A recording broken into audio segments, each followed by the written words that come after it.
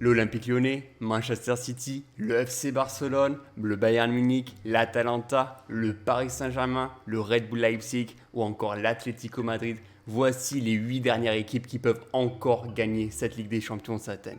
Dans un format inédit, tout est possible. N'importe quelle équipe peut remporter cette fameuse Ligue des Champions.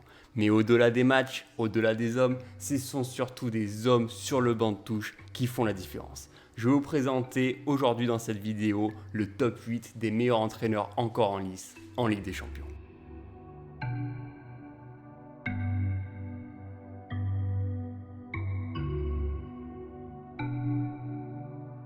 En 8e position, Rudy Garcia, l'actuel entraîneur de l'Olympique Lyonnais.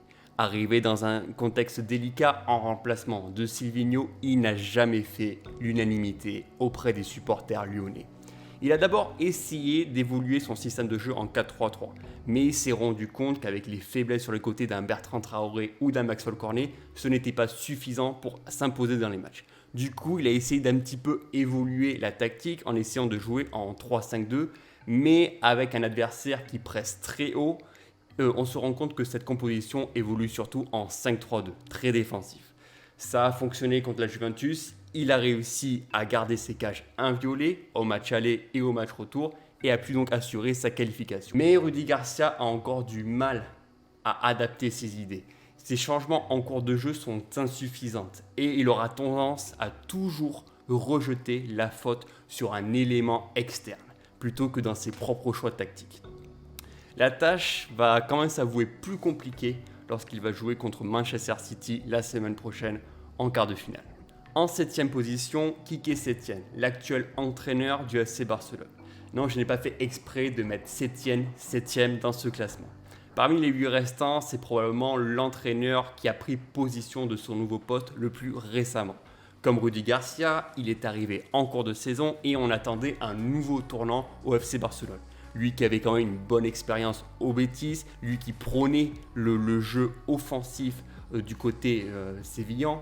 Mais finalement, au FC Barcelone, pas de profondeur offensive, un manque de collectif ou encore des joueurs très mal utilisés sur le terrain.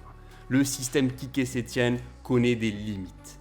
Pire, le club a tendance à reculer lorsque la pression adverse se fait ressentir. Le milieu de terrain n'a pas vraiment de sens. Un Vidal vieillissant, un Rakitic qui ne prend pas de grandes décisions et le coach catalan ne trouve pas de solution et a du mal encore à s'adapter en cours de match. Il fait des changements tardifs et il a vraiment du mal à s'adapter aux grands matchs. Ce n'est pas l'homme de la situation au FC Barcelone et les déclarations récentes d'un Lionel Messi ne vont pas l'aider à le surévaluer au cours de la saison. En tout cas, si le FC Barcelone va très loin dans la compétition, on pourra sûrement dire merci à Lionel Messi, mais certainement pas à Quique Sétienne. 6e, Thomas Tuchel. Lui qui doit gérer un effectif de star a souvent du mal à utiliser les bons choix tactiques. Lui qui a une volonté de faire évoluer ses 4 éléments offensifs, Neymar, Di Maria, Mbappé et Icardi, ne trouve pas forcément le bon équilibre entre l'attaque et le milieu de terrain. Jouer à 4 devant veut dire que tu joues avec seulement 2 unités au milieu de terrain. Et quand tu es pressé par un adversaire comme l'Atalanta, ça va être plus compliqué de conserver le ballon. D'autant plus que si tu joues contre un adversaire qui a tendance à jouer très haut, les défenseurs ont du mal à relancer proprement les ballons et ne trouvent pas forcément de bonnes solutions. Il faut que les efforts répétés d'un Di Maria et Neymar à redescendre un petit peu plus bas pour apporter ce soutien dans l'entrejeu va être primordial. Avant ce quart de finale contre l'Atalanta, si j'étais supporter du Paris Saint-Germain, j'aurais quand même quelques doutes. On sait très bien qu'il va falloir jouer à 3 au milieu de terrain avec un poste de sentinelle devant la défense qui devrait être donné à Marquinhos, mais on le sent quand même très peu à l'aise dans ce rôle-là. Il n'a jamais fait de match référence, il n'a jamais fait la différence au milieu de terrain et sans un Verratti qui est blessé actuellement, ça va être très compliqué de relancer les balles. Je trouve que Tourelle est encore un petit peu trop passif dans ses compositions et a du mal à s'adapter à son adversaire. Lorsqu'il était en supériorité numérique contre l'AS Saint-Etienne, il n'a jamais poussé pour aller planter et assurer sa victoire en finale de la Coupe de France. Et c'est ça qui peut lui faire défaut en Ligue des Champions. L'Atalanta ne va leur laisser très peu d'espace. Tourelle va devoir adapter sa composition par rapport à ça et il va vraiment falloir qu'il fasse des choix tactiques très surprenants. Alors à partir de là, le top 5 incarne totalement l'excellence, les entraîneurs que l'on veut voir le plus souvent à ce stade de la compétition. Et tous les coachs que je vais donc citer après se titillent à quelques points. Vraiment, c'est difficile de faire la différence. Cinquième, Julian Nagelsmann, le plus jeune coach encore en lice à ce stade de la compétition. Nagelsmann compose une équipe compétitrice avec le faible effectif qu'il a. Et ça marche très bien. Il a toujours réussi à recruter des seconds couteaux de grands clubs, comme par exemple Christopher Nkunku du Paris Saint-Germain ou encore André Ligno de Manchester City. Et c'est ça qui est intéressant à Nagelsmann, c'est parce qu'il arrive à faire briller ces joueurs-là dans un système de jeu adapté à ses adversaires. Difficile à l'heure actuelle de savoir comment Leipzig va se présenter face au système de jeu de Simeone.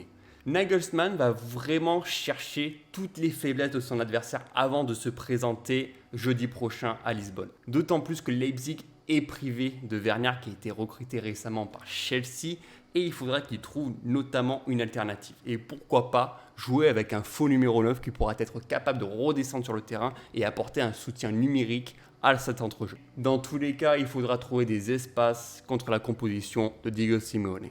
Quatrième, Hans-Dieter Flick, le coach bavarois. Oui, je sais, ce classement, cette quatrième place va faire polémique. Je sais que vous n'allez pas être d'accord avec moi. Mais bon, dans tous les cas, il titille clairement le podium. Hans-Dieter Flick est arrivé aussi en cours de saison. Mais contrairement à un Rudi Garcia ou à un Quique Setien, il a littéralement changé le visage du Bayern de Niko Kovac. Avant, c'était un Bayern amorphe, sans inspiration.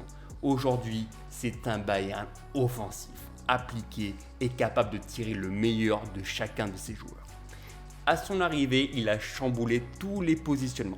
David Alaba s'est retrouvé dans l'axe, Benjamin Pavard s'est retrouvé sur le côté droit, Kimmich s'est retrouvé dans l'entrejeu, Alphonso Davies avec un profil plus offensif se retrouve sur un poste de latéral gauche.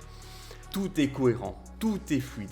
Chaque mouvement, chaque passe sont précises et apportent un danger constant sur l'adversaire. Associer tout ça à la puissance offensive d'un Robert Lewandowski devant, le Bayern peut claquer 5-6 buts par match. Troisième, Gasperini, l'entraîneur de l'Atalanta.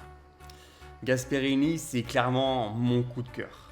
Tout transformer une équipe comme l'Atalanta en une véritable frappe offensive révèle de l'art footballistique.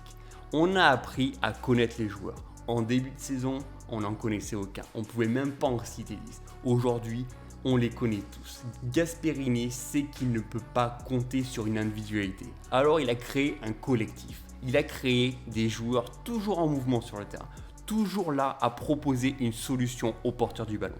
Associé à ça à un Papou Gomez des grands soirs avec son expérience grandissante qui est toujours là à proposer une solution qui se rend disponible pour tout le monde. On sent vraiment que c'est l'électron libre qui fait changer la donne pour l'Atalanta. Et c'est cette activité collective, ces mouvements sur le terrain qui est très difficile à suivre pour l'adversaire. Gasperini prône clairement le jeu offensif et ce jeu de pressing peut être fatal à n'importe quel adversaire. Deuxième, Diego Simeone. C'est l'homme des grands matchs, c'est l'homme des grandes compétitions. C'est l'entraîneur qui est en place depuis le plus longtemps et qui est encore en lice dans la Ligue des Champions. Impossible de ne pas citer l'Argentin comme l'un des plus grands techniciens au monde. Alors oui, on aime ou on n'aime pas. On sait qu'il a tendance à prôner le jeu plus défensif, avec un jeu de contre, avec un jeu de pressing très poussé sur les adversaires. En Liga, face à des adversaires plus faibles, l'Atlético va avoir du mal à imposer son jeu, parce qu'ils n'ont pas l'habitude de faire ça. Pourtant, en Ligue des Champions, contre des adversaires supposés plus forts, il va vraiment les embêter, comme on l'a vu contre Liverpool, comme on l'a vu contre cette équipe des Reds, très offensif, qui, avec son bloc très bas, qui va donc bloquer les lignes, bloquer les passes. On sent vraiment que la ligne de milieu se rapproche très près de la ligne défensive, avec 8 joueurs des fois dans la surface de réparation. Et tout ça, ça fonctionne très bien, parce que tu sais très bien que s'ils arrivent à récupérer les ballons, les transitions offensives sont toutes pensées d'avance, avec pourquoi pas des bonnes relances d'un Koke ou d'un Saúl, ou encore les débordements sur le côté d'un Angel Correa. Ça peut faire la différence et ça peut pourquoi pas aller marquer ce but tant précieux. Contre Liverpool en prolongation, Marcos Llorente a été vraiment l'homme de la situation. Il a profité de ses contres et a pu marquer par 2 reprises. Diego Simeone a l'expérience de la Ligue des Champions. Il connaît très bien cette compétition. Il a déjà joué 2 finales et il sait négocier ses matchs à la perfection. Ces matchs à élimination directe, c'est lui qui sait les mieux les gérer parmi les 8 coachs actuellement. Et enfin, premier, Pep Guardiola. La démonstration tactique qu'il a réalisée contre le Real Madrid en 8e de finale le place clairement à cette place de numéro 1. Il a compris que pour gagner la Ligue des Champions, il fallait qu'il s'adapte à son adversaire. Tu vois vraiment le changement tactique qu'il a adopté. En première ligue, il sait qu'il va jouer en 4-3-3. En 4-3-3 très offensif, avoir la possession, plus de 70% en temps normal. Et là, contre le Real Madrid, il a laissé volontiers la possession à son adversaire. Il a vraiment attendu, observé, il ne s'est pas précipité. Il a vraiment profité également des erreurs défensives du Real Madrid et a su profiter, observer ses faiblesses pour tirer le meilleur de son équipe. Il a relancé très haut sur les défenseurs centraux. Il a pressé très haut Varane et Militao. Et ça a fait la différence. 2 fois. Au final, il s'est qualifié volontiers contre le Real Madrid en s'imposant 2 fois. Et ça, c'est quelque chose qu'il faut faire. Notamment contre le Real Madrid de Zinedine Zidane. Il a eu cette faculté également à bloquer ce milieu à 3. On sait très bien que le milieu Kroos, Casemiro et Modric, c'est ce qui marche le mieux au Real Madrid.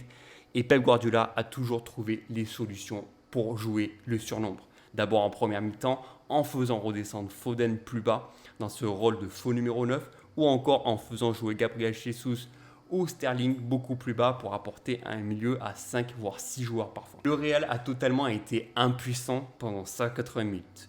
Ça a été une bataille tactique, une bataille d'échecs qui a été volontiers gagnée par Guardiola. Et aujourd'hui, ce qui va être beau à voir, c'est que samedi prochain, ils vont donc jouer contre l'Olympique Lyonnais, qui n'est pas forcément l'équipe la plus offensive et qui va probablement laisser le jeu à son adversaire. Je vais voir un peu comment Guardiola va s'adapter à cette situation-là. En tout cas, je lui souhaite bon courage pour se récolter des heures et des heures de visionnage vidéo de l'Olympique Lyonnais cette saison, parce que c'est un véritable massacre.